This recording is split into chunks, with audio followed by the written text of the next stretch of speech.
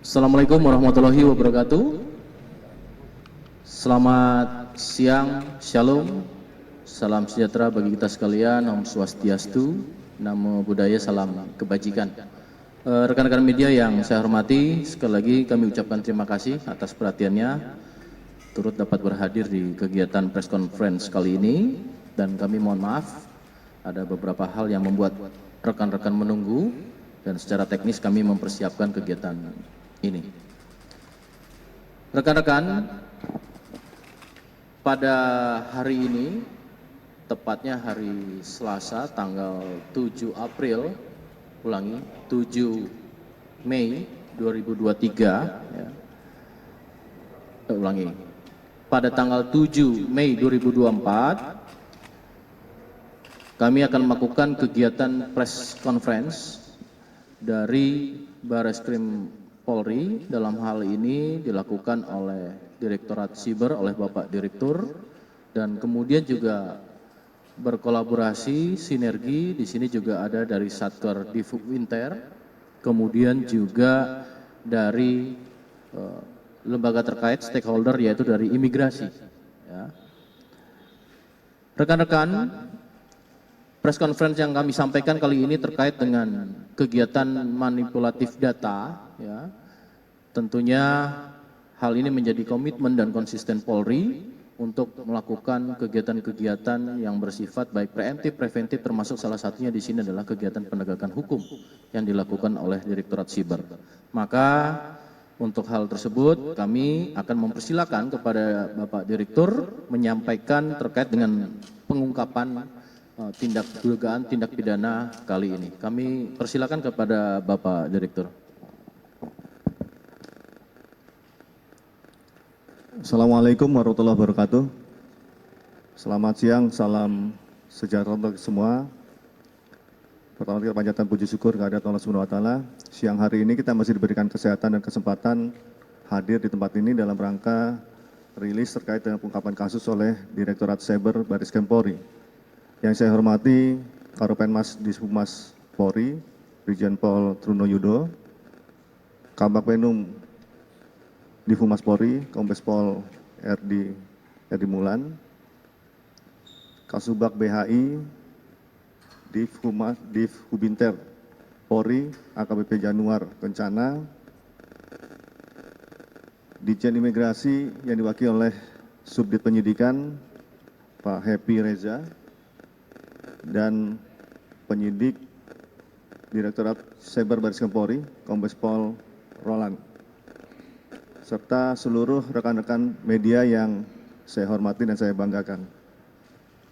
Pada kesempatan kali ini, kami dari Direktorat Tindak Pidana Siber Barreskrim Polri akan menyampaikan pengungkapan kasus terkait dengan manipulasi data atau bisnis email compromise dengan menggunakan email palsu dan memanfaatkan informasi data komunikasi antara perusahaan internasional.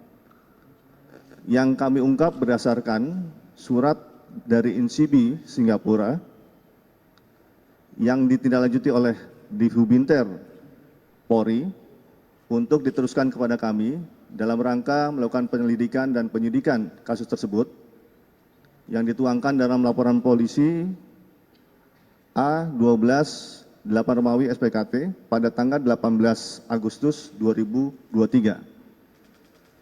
Mendasari dari surat tersebut, maka Kepolisian Singapura membuat laporan setelah mendapatkan informasi dari korban kepada NCB, Interpol, Polri, dan kami menindaklanjutinya dengan rujukan hal tersebut.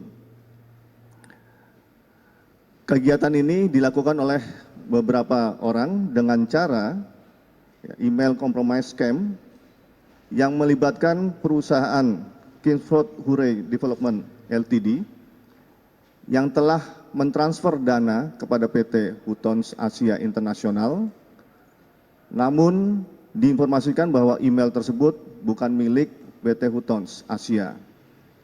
Dengan waktu dan tempat kejadian adalah pada tanggal 20 Juni 2023 di kantor Kingsford Hooray Development Ltd di wilayah Singapura. Sebelumnya kami sampaikan modus operandi para pelaku adalah mengelabui korban dengan menggunakan email palsu, yaitu mengganti posisi alfabet atau menambahkan satu atau beberapa alfabet pada alamat email sehingga menyerupai aslinya. Kemudian pelaku mengirimkan rekening palsu yang telah dibuat oleh pelaku yang berada di Indonesia melalui salah satu bank di Indonesia dengan nomor rekening 018801 sekian. Sehingga atas kejadian tersebut korban mengalami kerugian material sebesar 32 miliar rupiah. Kepada rekan-rekan media yang saya hormati, bahwa dalam upaya pengungkapan kasus ini, pada tanggal 25 April 2024, penyidik Direktorat Tindak Pidana Cyber berhasil menangkap 5 orang tersangka yang terdiri dari 4 orang laki-laki dan 1 orang wanita, di mana 2 diantaranya adalah warga negara asing, yaitu warga negara Nigeria, yang masing-masing tersangka memiliki peran dalam perkara ini, antara lain adalah yaitu tersangka warga negara Nigeria, kita singkat CO atau O, yang berperan memerintahkan dan menyuruh L dan E untuk mencari orang guna membuat perusahaan dengan nama PT Hutons Asia International dan menjadi direktur perusahaan serta juga membuat rekening perusahaan untuk menampung uang hasil kejahatan. Kedua, tersangka DM alias L,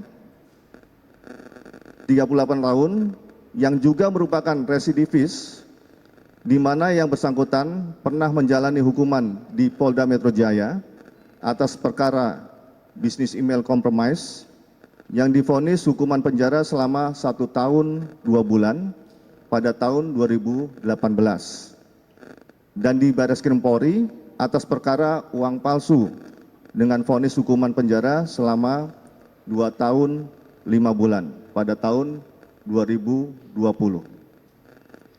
Adapun peran yang bersangkutan yaitu merekrut YC dan I untuk melakukan pembuatan perusahaan palsu dengan nama PT Hutons Asia International atas perintah O, otak dari PT Hutons Asia International, dan membuat rekening yang digunakan untuk menampung uang hasil kejahatan. Ketiga, tersangka EJA, 37 tahun, warga negara Nigeria, berperan sama dengan saudari DM, yaitu diperintahkan oleh O, warga negara Nigeria, merekrut YC dan I untuk melakukan pembuatan perusahaan palsu dengan nama PT Hutons Asia International, dan rekening tersebut digunakan untuk menampung uang hasil kejahatan. 4. Tersangka YC, 39 tahun, berperan membuat akte pendirian PT Hutons Asia Indonesia dengan tujuan untuk membuka rekening bank yang digunakan menampung uang hasil kejahatan. Atas perbuatan tersebut, tersangka YC akan mendapatkan komisi sebesar 5% dari nilai uang yang akan masuk ke rekening palsu tersebut.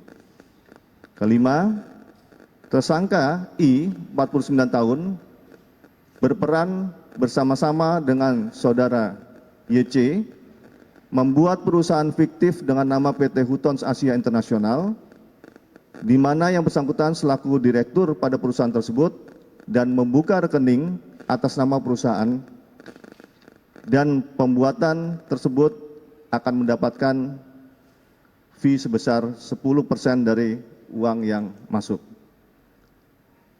Pada tanggal 25 April 2024, kelima tersangka tersebut dilakukan penangkapan di wilayah hukum DKI Jakarta, turut diamankan satu warga negara Nigeria atas nama Henry Chidum Emesi, 34 tahun, yang sedang menggunakan tembakau gorila dan ditemukan padanya 5 linting tembakau gorila tersebut yang sudah dikoordinasikan dengan Direktorat Narkoba Bareskrim dan dilimpahkan kepada imigrasi karena tidak memiliki identitas.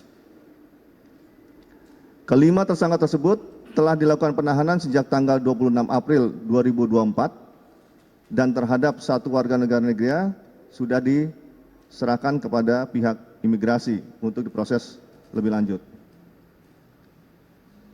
Penyidik juga sedang melakukan pencarian terhadap satu orang warga negara Nigeria berinisial S yang berperan melakukan aktivitas hacking dan komunikasi dengan perusahaan Kingsfruit Hooray Development Ltd.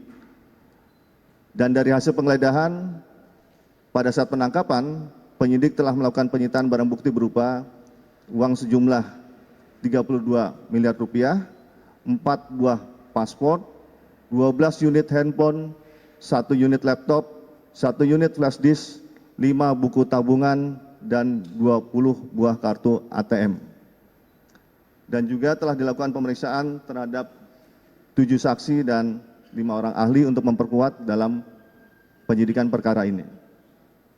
Terhadap para tersangka dijerat dengan pasal 51 ayat 1 Junto Undang-Undang Nomor 19 Tahun 2016 tentang perubahan atas Undang-Undang Nomor 11 Tahun 2008 tentang informasi dan transaksi elektronik dan atau pasal 378 KUHP dan pasal 55 ayat 1 KUHP serta pasal 82 dan pasal 85 Undang-Undang Nomor 3 Tahun 2011 tentang transfer dana dan atau pasal 3, pasal 5, ayat 1, pasal 10, Undang-Undang Nomor 8 Tahun 2010 tentang pencegahan dan pemberantasan tindak pidana pencucian uang dengan ancaman hukuman pidana penjara paling lama 20 tahun penjara. Pengungkapan kasus ini berhasil diungkap dengan adanya kerjasama antara Bareskrim Polri, Interpol, serta Kepolisian Negara Singapura. Mendasari dari modus operandi yang dilakukan pada tersangka, maka kami menghimbau kepada masyarakat. Yang pertama, berhati-hati apabila mendapatkan email dari alamat yang tidak dikenal. Kedua, agar melakukan cross-check dan jangan mudah mengklik link atau tautan yang dikirim oleh seseorang yang tidak dikenal. Selalu konfirmasi kepada pihak yang melakukan atau menerima transaksi melalui komunikasi lain, dan apabila terjadi hal-hal seperti ini agar langsung menyampaikan informasi kepada pihak berwenang untuk mempercepat pengungkapan kasus tersebut.